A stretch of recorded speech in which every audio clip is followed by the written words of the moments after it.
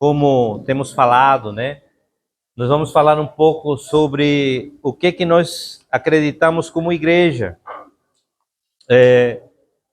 Vou tentar fazer de uma maneira assim bem pedagógica para que nós possamos compreender isso. E é importante que a gente entenda. Os anúncios a gente fala no final para não perder o fio da meada, como se diz. Mas quantos estão para adentrar na membresia da igreja? Levante sua mão para ver. Muito bem, temos uma aqui. Temos um casal, muito bem. Dois casais, muito bem. Então, amados, igreja,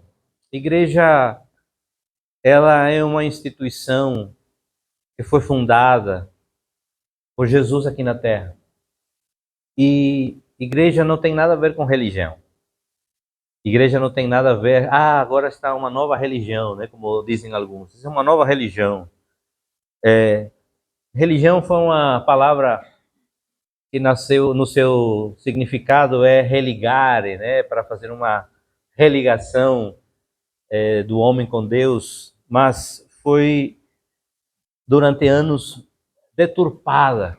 E nós somos uma igreja que entende que devemos caminhar de maneira organizada, apesar de sermos uma igreja nova e pequena ainda, mas organização é importante e fundamental porque entendemos que se o reino das trevas, se o crime é organizado, por que a igreja não tem que se organizar?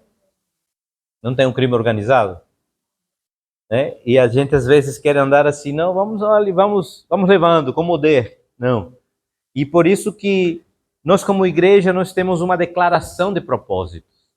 E essa declaração de propósitos, ela visa realmente entender por que existimos como igreja, né? Porque não existimos apenas por existir, deu na telha do pastor Estevão iniciar a igreja, pronto. Não, não é assim. Nós precisamos entender que como igreja nós temos um propósito. E essa declaração de propósito, ela se resume nessa visão que nós temos. Adorar e glorificar o nome de Deus, obedecendo o grande mandamento e a grande comissão, servindo uns aos outros em amor, multiplicando a vida de Cristo nas pessoas. Né? Essa é nossa declaração de propósito. E nós acreditamos nisso e extraímos essa visão, essa declaração de propósitos de dois textos. E eu queria que você abrisse o primeiro em Mateus capítulo 22, a partir do verso 36, perdão. Mateus capítulo 22.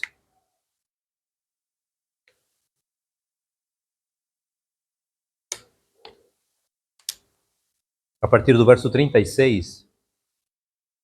E a palavra do Senhor diz assim, então, vamos ler até o 40. Mestre, qual é o maior mandamento da lei? Respondeu Jesus, ame o Senhor, o seu Deus, de todo o seu coração, de toda a sua alma e de todo o seu entendimento. Este é o primeiro e maior mandamento.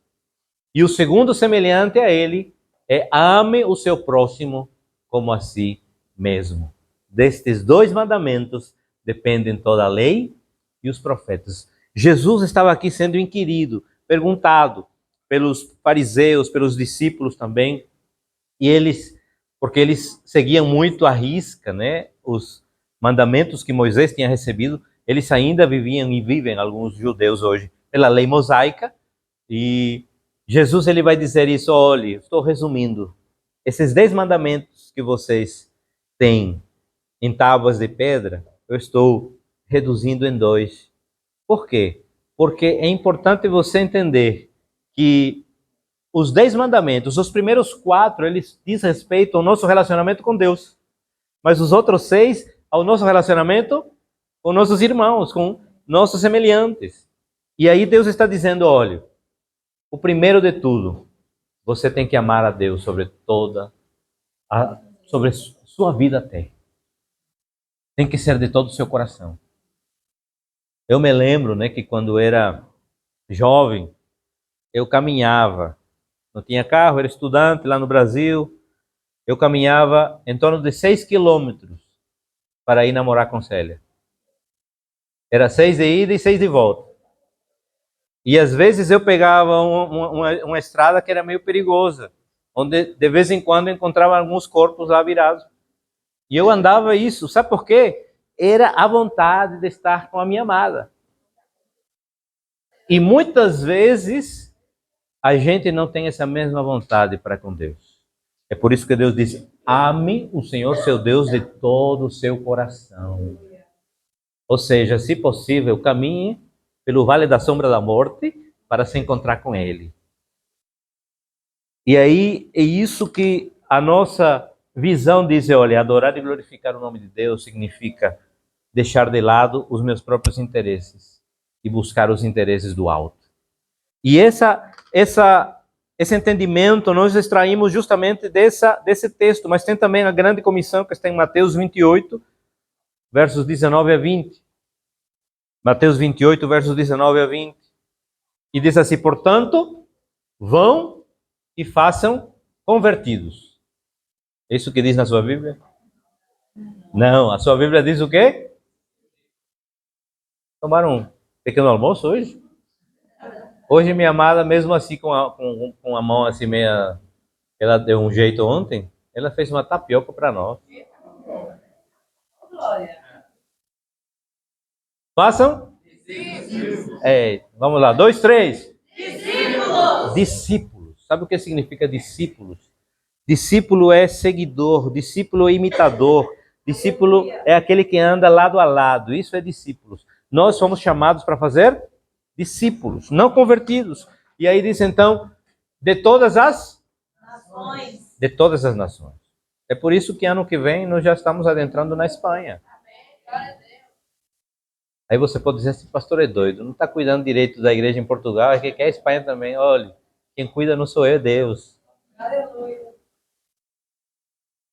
Batizando-os em nome do Pai e do Filho e do Espírito Santo, ensinando-os a obedecer a tudo o que eu ordenei a vocês. E sabe o que é lindo? É que quando você e eu obedecemos, Ele se responsabiliza. Ele diz assim: e eu estarei sempre com vocês, até o fim dos tempos. Ele não disse assim: olha, Diego, vai e te vira, viu? Ele não disse assim: Rafael, vai dar teus pulos.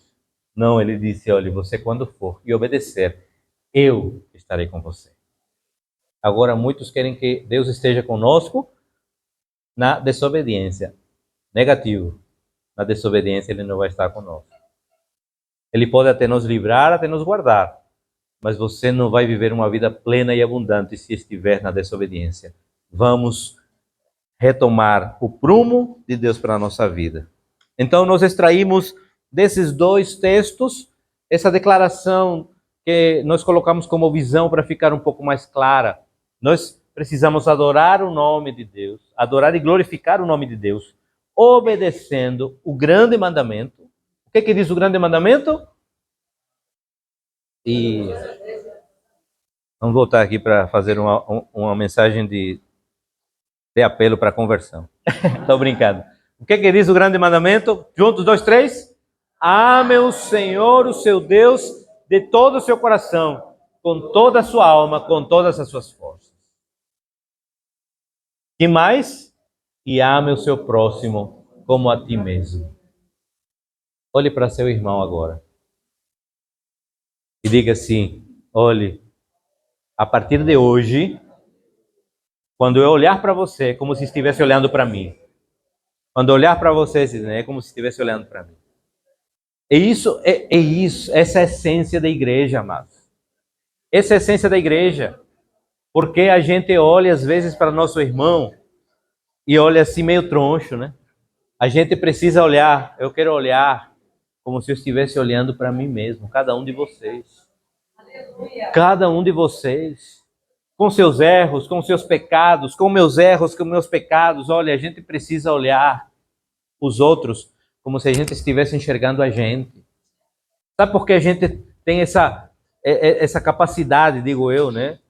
De querer julgar os outros, porque a gente não olha como se estivesse olhando para nós. E olha assim e diz: mas rapaz, você já viu, Stephanie? Você já viu como como o Arthur veio hoje, nós não somos juízes de ninguém. Nós somos irmãos uns dos outros. E precisamos amar. Precisamos estar juntos. Se porventura Adão caiu, eu preciso ajudar a ele se levantar. E isso é entender, obedecer o grande mandamento. E a grande comissão é justamente a gente entender que nós temos um propósito, um objetivo como igreja. Nós não estamos aqui para viver uma vida de aleluiados nos domingos, nas quartas e pronto. Não. Nosso objetivo é arrancar desse mundo tão tenebroso pessoas que estão vivendo sob o jugo do pecado e trazê-las para cá, para o reino da luz. Não apenas trazê-las, mas discipular elas. Esse é o nosso objetivo. Então nós acreditamos isso como igreja. E aí nós entendemos que isso nos dá alguns pilares como igreja. E os nossos pilares como igreja são 5. Proclamação, edificação, serviço, comunhão e adoração. Esses são os pilares que nós temos como igreja batista Ágape. E esses pilares, eles vão dizer que a proclamação é justamente essa comunicação da palavra de Deus. E a comunicação da palavra de Deus, ela não é apenas desse púlpito. A comunicação da palavra de Deus precisa ser no nosso trabalho, precisa ser na nossa vizinhança, precisa ser na nossa casa. Essa comunicação, ela tem que ser clara. Não, você não nasceu para ser o 007 da Ágape no seu trabalho. Você não está infiltrado. Você precisa dizer, olha, realmente, não precisa dizer, eu sou crente, não, mas você precisa demonstrar com sua vida que você é diferente, que você é filho, que você é discípulo. Esse é o intuito de você ser um proclamador, um comunicador da palavra de Deus. A edificação, ela vem através do ensino. E aí sim, nós usamos esse púlpito para ensinar a igreja o que a palavra diz. Esse púlpito, ele precisa ser consagrado para quê? Para que aqui não haja teologias distorcidas. Para que daqui não saiam heresias, né? E você possa entender a palavra clara. A palavra é simples, mas às vezes também complexa. Como é isso, pastor? Você está se desfazendo, se desdizendo? Não, é porque Jesus, ele nos ensinou a pregar a palavra tão simples, através da vida dele, mas a igreja às vezes complica e deixa ela mais complexa. Logicamente que é necessário estudo, é necessário capacitação. A primeira coisa que você precisa pedir quando vai estudar a palavra: Espírito Santo de Deus, ilumina minha mente, ilumina meu coração, para que eu possa compreender essa palavra. Porque a palavra de Deus, ela é viva e eficaz. Ela é lâmpada, ou seja, ela é luz para o nosso caminho, mas também ela é espada.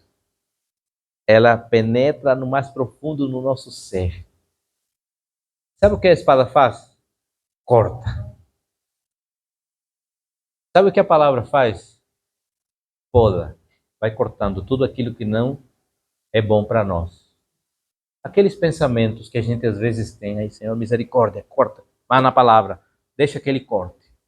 Aquela situação que você quer agir, né? Com vontade de matar o outro. Senhor, tem misericórdia. Aí a palavra vem e diz, corta. Não é isso. Não é para isso que eu te chamei, Deus diz. Você foi chamado para ser um impulsionador. Aquele que empurre os outros não para o buraco, mas para cima, né? É esse o nosso propósito, o nosso objetivo. Mas também fala do serviço.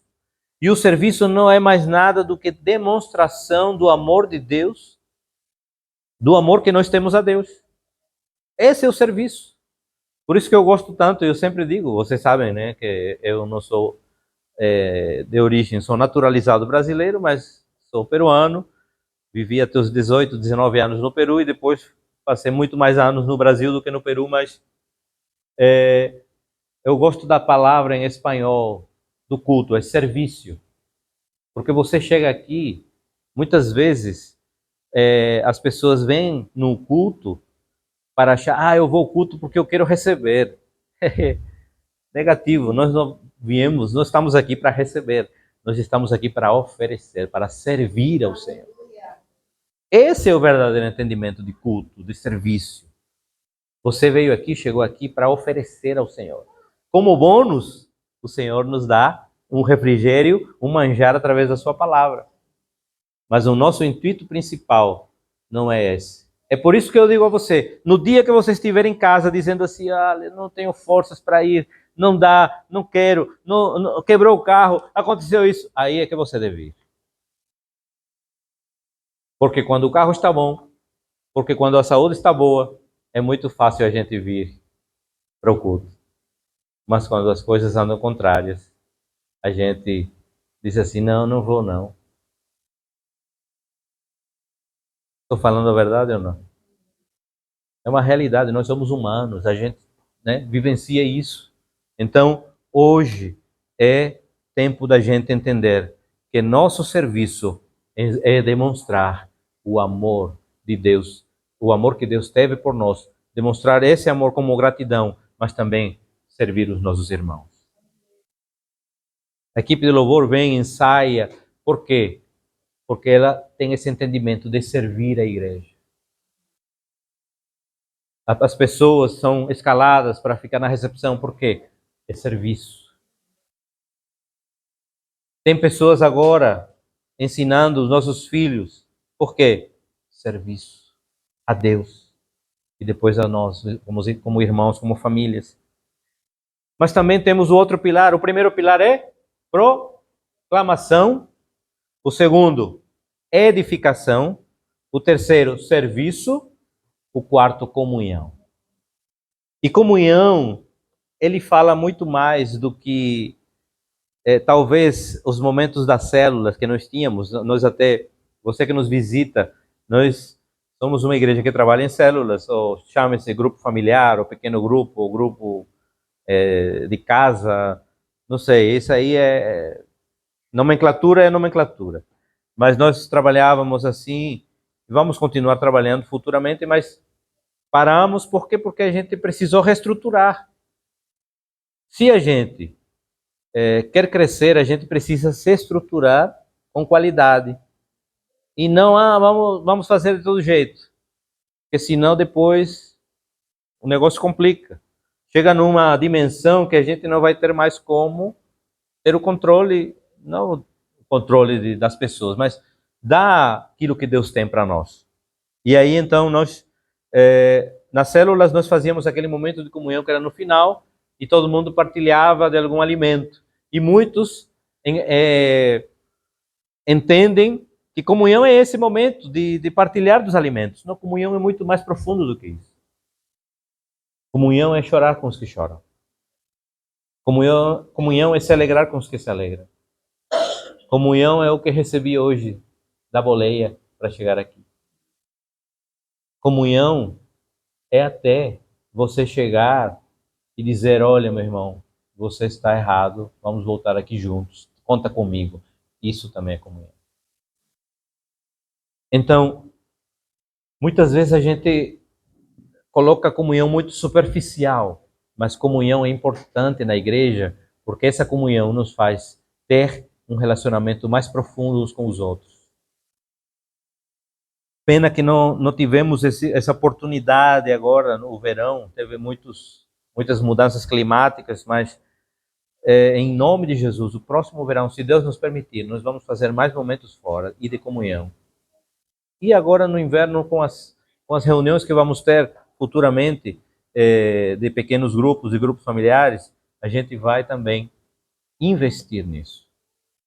E eu quero pedir à igreja amada, igreja Ágape, igreja Batista Ágape, vamos viver a comunhão no nosso meio. Vamos vivenciar isso. Nós precisamos. Não é, Vou até agora brincar um pouco. Não é porque temos duas irmãs de amarelo que uma vai ficar com bico. Eita, me copiou. Olha, isso, eu digo isso porque às vezes nas mulheres, né? Mas rapaz, veio igual a mim. Isso é comunhão. Nem se falaram. Mas, então, amados, é importante a gente entender que a comunhão, ela visa a unidade em meio da diversidade. Cada um aqui tem uma situação, uma circunstância diferente em casa. Cada um tem um trabalho diferente.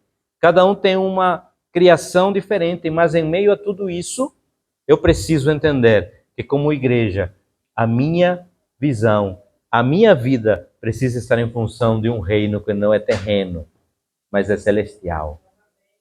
E esse reino, ele é muito maior do que as coisas dessa terra que nos possam prender. Muito maior. Ou como dizem aqui em Portugal, mais grande, né? É mais grande. Muito bem. Em espanhol também se diz mais grande. E, por último, mas não menos importante, o quinto pilar. Vamos lá. O primeiro é? Vou pregar tudo de novo.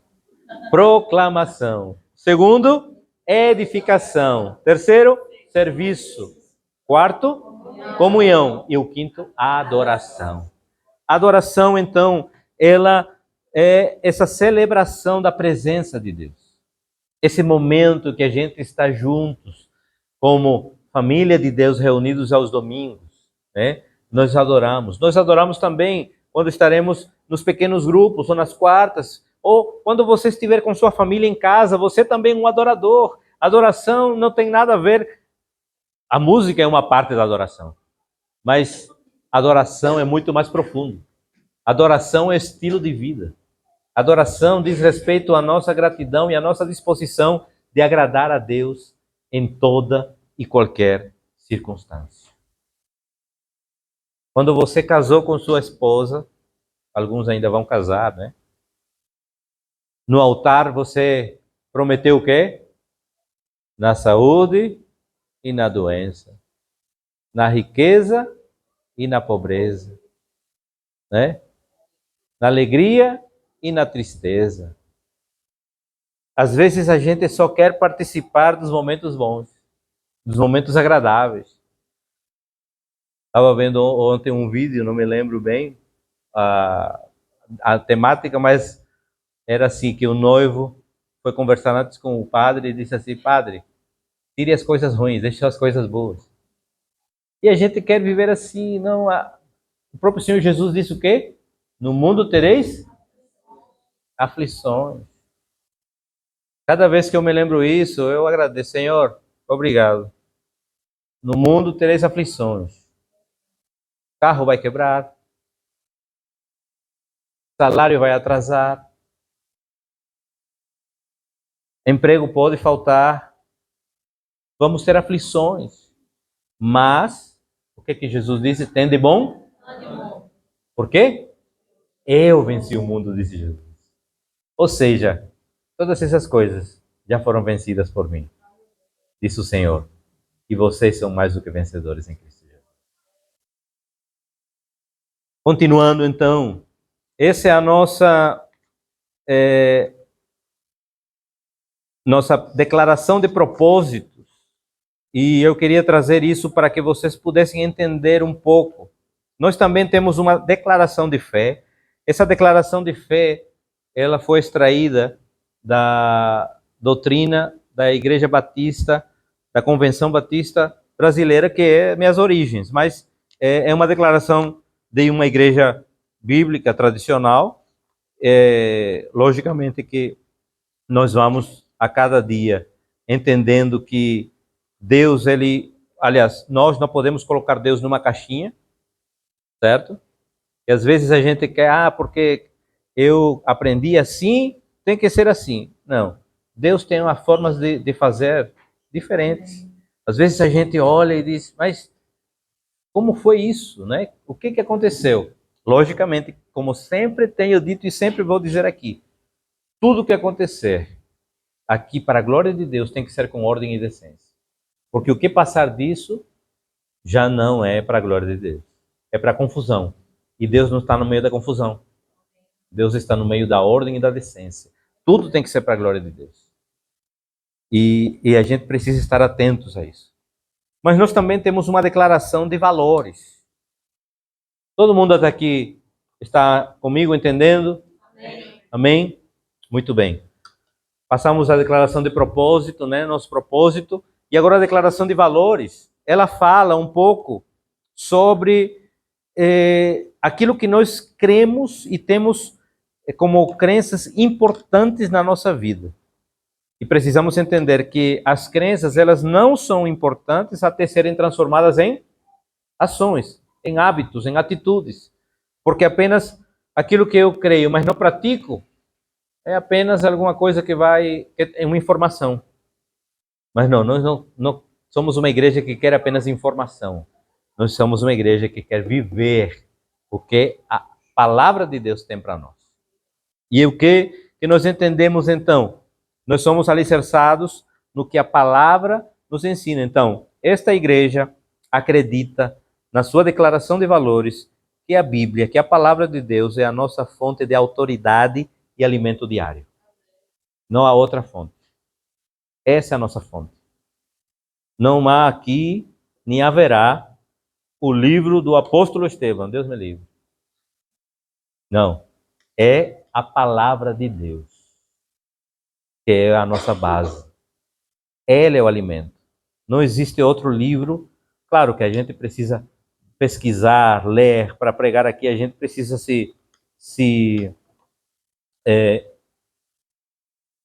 digamos assim, informar com alguns livros que são importantes, sim, isso é bom. Mas a Bíblia, ela precisa ser a fonte. Jamais eu vou ouvir aqui pregar sobre um livro de autoajuda, sobre um livro de filosofia. Não. A palavra, ela tem que ser a fonte de autoridade da igreja. O que diz 2 Timóteo, capítulo 3, versos 16 e 17? 2 Timóteo, capítulo 3, versos 16 e 17.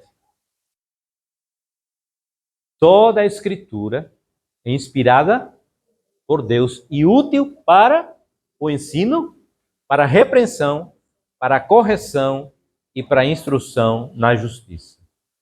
Então, a palavra, ela é útil para várias coisas. Primeira coisa é o ensino. Ela nos ensina, mas também ela é para repreensão e também para correção, para instrução na justiça. E ela tem um propósito, verso 17, para que o homem de Deus, aqui está falando em homem e mulher, certo? Seja apto e plenamente preparado para toda boa obra. Ou seja, se você e eu entendermos que essa palavra, ela nos ensina, nos instrui, nos capacita, nos corrige, nos repreende, nos transforma, ela tem um propósito e um objetivo, para que você e eu sejamos aptos e plenamente preparados para toda boa obra. Tudo que fugir disso não vem de Deus. A gente precisa entender, e essa igreja tem bem claro isso. E nós temos um entendimento que, desde que a palavra de Deus é a única, completa, confiante e verdadeira autoridade, aceitamos a Bíblia como o nosso manual para viver. A primeira pergunta que devemos fazer quando estamos a enfrentar uma situação difícil é: o que a Bíblia diz a respeito dessa situação? Essa é a pergunta crucial que nós devemos fazer. Amém? E não esquecer de que essa palavra, ela não é para ficar aberta no Salmo 100 ou no Salmo 91, Salmo 119, não. Ela é para que você e eu leamos diariamente. Fizermos a leitura diária dela, certo? De uma forma sistemática, de uma forma coerente. Você hoje tem tantos aplicativos, aplicações que podem ajudar nessa leitura sistemática, né? Não é também para você, eita, vou abrir aqui. Não, é para você ler de uma forma sistemática. Você que está conhecendo agora o Evangelho, você que está adentrando a igreja, que você que recebeu Jesus agora há pouco, comece pelo Evangelho de João. Faça a leitura desde o capítulo 1, um capítulo por dia, ou então você lê devagarinho, já que tem algumas coisas que realmente são complexas para aqueles que estão adentrando agora na caminhada da fé. Então é importante que você entenda isso.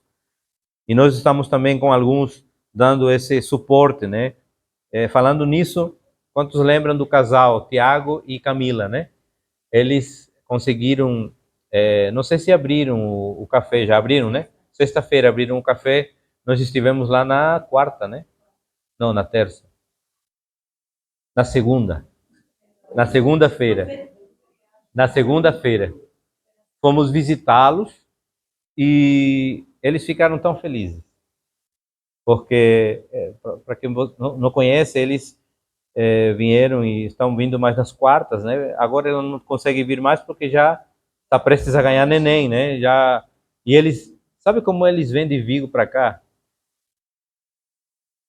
Ela vem de trem até Porrinho e ele vem de moto, e de moto eles de Porrinho vêm para cá. Mas agora ela entende que já está realmente prestes a ganhar neném, já estava com contrações e tudo, e aí eu disse, olha, aguenta aí, não faça essa loucura. Quiser a gente pode tentar ir buscar, né? Mas eles ficaram muito felizes. Oramos lá pelo café que eles estão abrindo, numa zona bem movimentada em Vigo, e que Deus os abençoe, amados. E nós vamos estar, na medida do possível, também acompanhando eles, para que eles possam se firmar na caminhada da fé. Amém, amados? Então, fiz esse parêntese porque eles estão começando também e nós precisamos ser esse suporte como igreja, de poder ajudar, auxiliar, que eles cresçam também na fé. Lógico que agora é um momento meio corrido na vida deles, estão com o café, ela vai ganhar neném. Então a gente está à distância tentando ajudar, sempre mando uma mensagem para ele, estamos nos comunicando. Mas é importante a gente ter também essa sensibilidade como igreja. Dentro da nossa declaração de valores, então, a primeira coisa é que a Bíblia ela é a nossa fonte de autoridade e ensino para a igreja. Segundo é que, como igreja, nós somos uma igreja local e somos uma igreja constituída de pessoas regeneradas e batizadas, né? Como igreja batista, nos batizamos por imersão e nós entendemos que existem duas maneiras de você entrar na membresia da igreja. Primeiro, ao se converter por batismo, e segundo, se você já veio de outra igreja evangélica, nós também recebemos vocês por declaração ou por aclamação, como nós falamos. Então, essa é a maneira como nós recebemos as pessoas que vêm de outras igrejas e as pessoas que se convertem, que entregam sua vida a Jesus, na verdade, aqui nós as batizamos, preferencialmente no mês de janeiro. Tô brincando. Tô brincando. Nós fazemos os batismos no verão, certo? No Rio. Não tenho medo, não tenho medo. Para quem não me conhece, eu gosto um pouco de brincar assim. A igreja local, ela é autônoma, certo? O que isso quer dizer? Ela não reconhece nenhum órgão público ou social como sendo o cabeça, a não ser Jesus Cristo. Jesus Cristo é o cabeça da igreja. Então, nós temos esse entendimento da autonomia da igreja. E, mesmo entendendo isso, podemos até nos associar com algumas igrejas, como nós temos essa aliança com as igrejas lá no Brasil, e com algumas igrejas aqui também, que é a Igreja Batista Atos, do pastor Júlio. Tenho conversado com alguns pastores da cidade, e olha, tem a pastora Valéria também, da Assembleia de Deus. Então, assim, nós entendemos, amados, e eu tenho dito sempre aqui, que nos céus não vai haver denominações. Nós não vamos chegar lá, você era de onde? Deixa eu ver se está na lista aqui. Não. No céu é um lugar para todos os que são lavados e redimidos pelo sangue do Cordeiro. Independente de denominação. Se você era batista ou se você era pentecostal, né? Se você foi lavado com o sangue do Cordeiro, amém. Estava escutando outro dia, né, fazendo essa analogia, um testemunho de, não me lembro agora quem era, quem estava contando era Hernandes Dias Lopes, mas ele disse que que um dos reformadores da igreja, né, disse que teve um sonho e ele foi para o céu e perguntou: e aqui, tem presbiteriano? Tem não. Tem assembleano? Tem não. Tem batista? Tem não. E quem tem aqui? Todos os lavados pelo sangue do Cordeiro. Então é essa a dinâmica da igreja. Isso que nós temos que entender. E nós temos conversado com alguns pastores, inclusive com o da Wesleyana também, e temos tentado andar, logicamente, que buscando a unidade, ninguém interferindo nas doutrinas, porque cada igreja tem sua doutrina, e isso é importante, ter esse entendimento do nosso DNA, mas nós precisamos andar em unidade com a igreja, porque se não tivermos isso, a gente não vai ter uma igreja que prevaleça, falando aqui na cidade. Valença tem muitas igrejas, mas falta aquela unidade ainda. E a gente precisa buscar isso como igreja, orar para que Deus, né, possa nos dar esse entendimento e nos capacitar, principalmente os líderes, nós como pastores das igrejas, para que a gente tenha essa unidade. Então ela é autônoma, mas ela também visa o compromisso do cristão com a igreja local. Hebreus capítulo 10, verso 25. Veja o que diz a palavra em Hebreus 10, 25.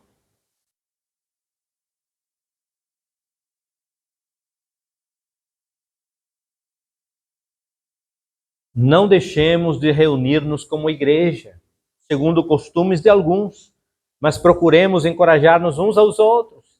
Ainda mais quando vocês veem que se aproxima o dia. Que dia é esse? Quando tem o dia com D maiúsculo, é o dia do Senhor, né?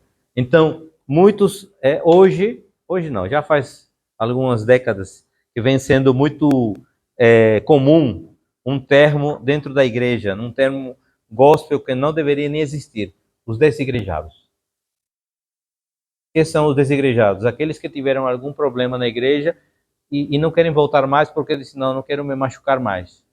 Mas não é isso. O que diz a palavra? Não nos deixemos de reunir como igreja, segundo o costume de alguns. Já naquela época havia o costume de alguns, que não queriam se reunir. Mas procuremos encorajar-nos uns aos outros. Quando acontecer algum problema, e aqui essa palavra é de exortação pastoral, você não vai botar mais lenha na fogueira. Quando acontecer algum problema, você vai encorajar seu irmão. Diego, procura Rômulo e resolve. Porque essa é a atitude cristã. A atitude não é, eita, mas Diego, rapaz, é realmente Rômulo, cabra da peste. Não. A gente precisa encorajar os nossos irmãos através da palavra e dizer, olha Diego, a palavra diz que se você tiver alguma coisa contra seu irmão, ou se souber que seu irmão tem alguma coisa contra você, você precisa ir resolver. É necessário. Isso é o que a palavra diz. E se a palavra diz, a gente precisa obedecer. E a igreja local, então, ela é uma expressão visível do corpo de Cristo. Nenhum salvo pode viver fora da comunhão com o corpo. Ao ser batizado, o cristão se torna parte desse corpo e assume compromissos com ele, né? Esses compromissos nós vamos ver justamente o que a igreja ela espera de você que agora é membro da igreja. Que você também tenha o compromisso, assim como a igreja tem compromisso com você, assim como a igreja também quer ensinar a palavra, quer doutrinar você, quer orientar você, você também precisa ter compromisso com a igreja. Porque é bilateral, não é uma coisa, não, apenas eu vou receber e receber e receber, não. E temos também outro valor que nós entendemos dentro do que é a igreja local, é a autoridade pastoral na igreja local. Hebreus capítulo 13, verso 17. Eu tenho medo quando alguns líderes, falo pastores, tomam o lugar de paternidade da vida das pessoas. Isso não é saudável. Eu posso até ter esse coração de pai, mas eu jamais vou tomar a paternidade que lhe corresponde ao pai de vocês aqui nessa igreja.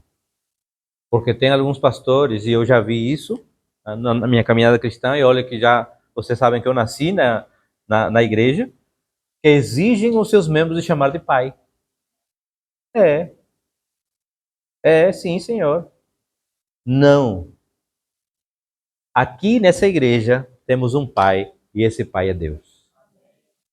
E temos o nosso pai carnal também, terreno, né? Logicamente. Mas aqui nós precisamos entender que a maior autoridade sobre a igreja é o Senhor Jesus Cristo.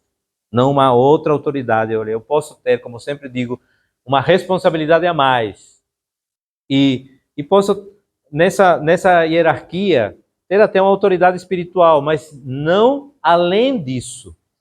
Não que você tem que fazer o que eu mando, não. Nós precisamos, como igreja, fazer o que Deus manda. Não o que o homem manda, porque o homem ele não tem discernimento total. Mas a palavra é que vai fazer com que a gente possa reconhecer o nosso propósito como igreja. Então precisamos compreender isso. E a maior autoridade, então, é Cristo. Mas ele deixou também homens por ele chamados. E aí, justamente, nós falamos dessa parte pastoral, né? Dos pastores que são aqueles que vão velar, zelar pela igreja. E aí Deus nos confiou essa missão para poder ter esse compromisso com a igreja, mas também a igreja tem um compromisso conosco. Como eu falei, é uma questão bilateral, não é uma questão apenas, agora vou exigir, né, do pastor que faça isso. Não. Nós precisamos entender, há uma aliança entre a igreja e os pastores. Entre nós, como pastores da igreja, com essa responsabilidade que temos, e vocês como igreja. Isso precisa estar claro na vida de vocês e na minha vida. É por isso que eu venho aqui nesse púlpito sempre e digo, olhe, não espere de mim algo além como que eu sou um super-homem, não. Eu sou mais ainda, inclusive, muito mais falho do que vocês. Mas eu preciso da graça de Deus para conduzir esse rebanho e da ajuda de vocês. Porque sem isso, não vamos andar. Vamos falar sobre disciplina na igreja local também. Olha aí. Ninguém é obrigado a fazer parte de uma igreja. Certo? Ninguém aqui ficou na igreja porque foi obrigado. Alguém foi obrigado? Ninguém. Ninguém que é membro hoje foi obrigado a ser, né, parte da membresia da igreja. Mas a partir do instante em que você se torna membro, você assume compromissos com a igreja. E um deles é ter um comportamento irrepreensível. Um deles é você ter um comportamento que condiz com a sua posição de discípulo. Se você é discípulo, se eu sou discípulo, nós somos imitadores de quem? De Cristo. Imagine aí se tem irmãos da igreja envolvidos com escândalo. Estamos sendo discípulos? Não. Pelo menos de Jesus, não. De quem? Não sei. Então nós precisamos entender que o nosso chamado é realmente ter um comportamento, um compromisso e um comportamento irrepreensível, como testemunho da nossa fé diante do mundo. E aí então nós entendemos que a igreja ela não pode ser conivente com o pecado. E ela precisa se posicionar. Por isso, o próprio Deus disse que Deus disciplina a quem ama. E a igreja também precisa entrar. Logicamente que eu sei que alguns de vocês vêm de algumas igrejas que têm a disciplina como muitas vezes logo cirúrgica. Na nossa caminhada cristã nós entendemos uma coisa. A disciplina ela deve existir visando a restauração do irmão e jamais a exclusão. Lamentavelmente, existem algumas igrejas que já vão logo para a exclusão. E nós precisamos entender que, como igreja, nós somos chamados para restaurar e não para matar ou excluir.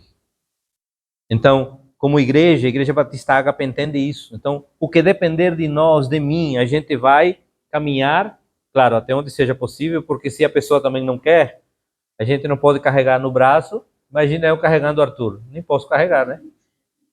Para poder fazer alguma coisa. Não, a pessoa tem que querer. A pessoa tem que dizer, realmente, eu quero ser restaurado. Eu quero...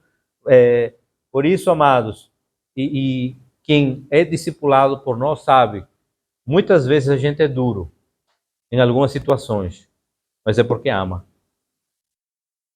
Porque ama. Porque esse amor, ele também nos dá o entendimento, perdão, de que a gente deve corrigir. E essa correção é saudável. Muito bem, então, sobre disciplina, a gente entende assim, que no que depender da gente, a gente vai buscar o conserto, a restauração daquele irmão que caiu. Amém? Nós entendemos também que cada cristão, ele é sacerdote. Segunda ao 1 Pedro, capítulo 2, verso 9. Por favor, Rômulo. Vocês, porém, são... Vamos juntos, 2, 3. Vocês, porém, são geração eleita, sacerdócio real, nação santa, povo exclusivo de Deus, para anunciar as grandezas daquele que o chamou das trevas para a sua maravilhosa luz. Nós somos nação santa, nós somos sacerdócio real. Sabe o que isso significa? Eu quero deixar claro também isso para todos. Eu sei que quem já faz parte da igreja sabe disso. A oração do pastor não é mais forte do que a sua. A oração do pastor não é melhor do que a sua. Você também é sacerdote da sua casa. Você é sacerdote da sua vida. Cristo, ele veio para nos tornar reis, sacerdotes, geração eleita. Então, não fique esperando, não, porque a oração do pastor é mais forte. Não tem isso. Não existe isso. Você foi chamado para ser sacerdote também. Então, você também tem autoridade. Se você está em comunhão com a igreja, se você está sem viver uma vida de pecado, a autoridade está sobre a sua vida. Isso é uma realidade. Então, nesse desrespeito, nós entendemos o sacerdócio de cada cristão. Nós também entendemos que a família, ela é a mais importante, o mais importante pilar da sociedade e da igreja. Depois, quem puder, eu não sei se é água aí, é muita ou pouca, é pouca, né? Estou vendo só o reflexo para ninguém escorregar. A família, ela precisa ser digamos, o fundamento da igreja. O fundamento é Cristo, mas ela vem a ser uma base importante da igreja. Nós precisamos compreender isso. Então, que a família seja importante. Por isso que nós temos dito aqui, amados, olhe, eu falo isso sem nenhum tipo de politicagem, ou que você diga, o pastor quer nos ganhar por isso. Não. Se você me dizer, pastor, eu não posso ir no culto esse domingo, porque eu preciso estar com minha família, eu preciso de um tempo com minha família. Amém. Você pode ir. Não tem nenhum problema. Agora, se você me dizer, pastor, eu estava escalado no louvor, mas olha, vai jogar aí o Porto com o Benfica, eu vou para o estádio, aí você está pedindo demais, porque você já tinha um compromisso. Então é nesse sentido que nós falamos sobre a família. A gente precisa priorizar a família, sim. A gente precisa entender que família forte vai fazer igreja forte. Então você precisa, sim, cuidar da sua família. Eu não vou colocar o peso, não. Você tem que estar aqui todo domingo. Você que quer ser líder, então esqueça a sua família. Não, não é isso. Essa igreja não pensa assim. Essa igreja pensa que se você estiver com sua família bem estruturada, você vai ser bênção aqui na igreja. Então, cuide da sua família. Homem, tome conta da sua família. Eu sempre digo aqui, vou repetir. Quando eu for chamado à presença de Deus, Deus não vai me perguntar primeiro, e aí, me mostra aí o que você fez com a igreja Ágape. Não, ele vai dizer, me mostra aí primeiro, o que você fez com Célia, com Jonathan. Depois vem a igreja. E aí eu vou dizer, Senhor, apresento. E eu preciso ter esse entendimento. Então, homens, nós fomos chamados para sermos sacerdotes da nossa família. Cuidemos da nossa família. Cuidemos da nossa família. Uma outra parte também sobre a igreja é o dízimo e as ofertas. A palavra do Senhor, ela nos dá a entender desde Gênesis que o dízimo ele não é uma obrigação. O dízimo não é uma imposição. Muitos dizem assim, o dízimo é lei. Não, o dízimo é antes da lei. O que aconteceu com Abraão quando entregou a Melquisedeque o dízimo das posses que ele ganhou quando guerreou? Ele ofereceu ao sacerdote como gratidão ao Senhor pela vitória que Deus tinha lhe dado. E ele ofereceu então esses dízimos e entregou. Isso foi antes da lei. Não tinha sido instituído lei nenhuma ainda. É por isso que nós encaramos o dízimo. E você tem aqui, tem algumas igrejas que usam essa parte aqui para colocar os meses do ano, o nome. Nós não queremos saber se você... Eu não quero saber se você quanto você entrega de dízimo, quanto você oferta, não. É você e Deus. Agora, tenha certeza de uma coisa, que se você está sendo fiel com Deus no pouco, Ele vai ser fiel com você. Então, é uma coisa que é importante você entender. Como igreja, nós entendemos e reconhecemos que nós devemos entregar ao Senhor. Então, na Igreja Batista Ágape, nós praticamos o dízimo. Para quê? Para apoiar o corpo de Cristo. Para que essa estrutura possa estar a cada dia melhor. Para que você possa ter essa estrutura aí. Futuramente, nós queremos trocar essas cadeiras para umas cadeiras mais confortáveis. Então, tudo isso são custos. Queremos avançar para a Espanha. Tudo isso são custos. E isso precisa. E olha que eu repito e digo, eu ainda não recebo salário da igreja. Eu trabalho fora.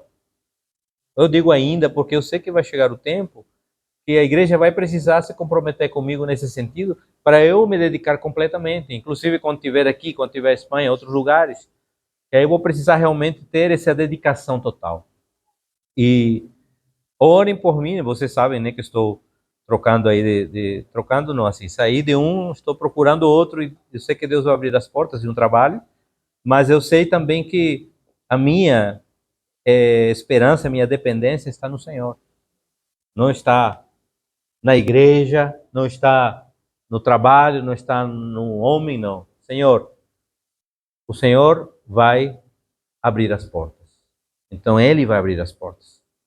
E aí nós precisamos entender que toda essa estrutura, esse funcionamento, as salas que nós temos também lá, que são alugadas também. Então nós temos a tesouraria da igreja, que tem tudo aí, tem até lá no quadro de energia, tem toda uma exposição, claro, não detalhadamente, mas do que entra e quanto sai.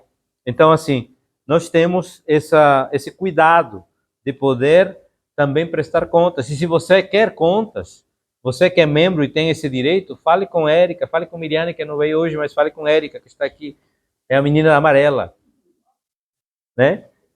Pode falar com ela, tirar essas dúvidas, porque nós queremos ser totalmente transparentes em relação a isso. E aplicar de uma maneira correta na obra do Senhor, porque essa aí é aplicado na obra do Senhor. Então, amados, nós entendemos isso. E por último, nós entendemos que a nossa vida como igreja, ela precisa ser uma vida dirigida pelo Espírito Santo. E essa condução, ela precisa estar na dependência. Nós cremos que a única maneira possível para vivermos a vida cristã é pelo Espírito de Deus em nós. Não há outra maneira. O Espírito Santo tem que ser aquele que conduz a nossa vida. Porque se formos nós, se for o pastor, nós não vamos caminhar para lugar nenhum. Mas se for o Espírito Santo, tenha certeza que ele vai nos conduzir de vitória em vitória, de glória em glória, para que seu nome seja engrandecido. Amém, amados? Eu quis resumir um pouco isso. Depois temos uma outra lição que seria sobre a natureza da igreja, mas vou fazer no próximo domingo, rapidamente. E dizer a vocês que já são da igreja, não é bom sempre lembrar essas coisas? Não é bom? Então, vocês que já passaram por essa classe da membresia, estão revendo isso. E vocês que estão nos visitando, e vocês que estão adentrando na membresia da igreja, eu gosto sempre de fazer isso periodicamente. Para quê? Para lembrar a igreja de quem somos e para onde vamos. Então, vamos orar. Eu agradeço a paciência de você. Talvez você chegou aqui esperando uma mensagem mais, um pouco diferente, mas saiba que isso aqui é com muito amor para posicionar a igreja, para que a igreja possa compreender o que você está fazendo aqui e não apenas ser mais um espectador de domingo, não. Você também faz parte da igreja. Você é membro dessa igreja, comprometido com a igreja. A igreja tem um propósito, uma missão, uma visão, tem uma declaração de valores que quer vivenciar a cada dia, e isso não posso fazer sozinho. Você, junto conosco, precisamos caminhar nesse sentido. Amém, amados?